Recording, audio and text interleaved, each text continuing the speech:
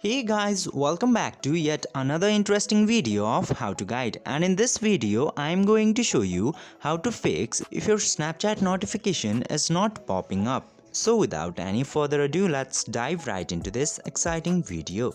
Now in order to solve this issue, just simply go to your phone settings, and after going into these settings you will find out this notification setting into here. Just simply go into notification setting, and into the notification setting you just simply have to find out Snapchat into here.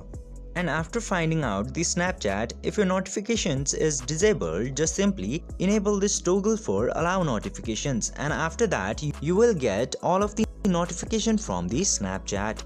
And if it's already enabled, but if you're still not getting the notifications, you should check other specific things that you would have disabled. And if you have any of that specific disabled notifications, just simply enable that. And this simple step will solve your issue. I hope this video was helpful for you. If yes, don't forget to like, share and subscribe to the channel to never miss another update. Thank you for watching the video.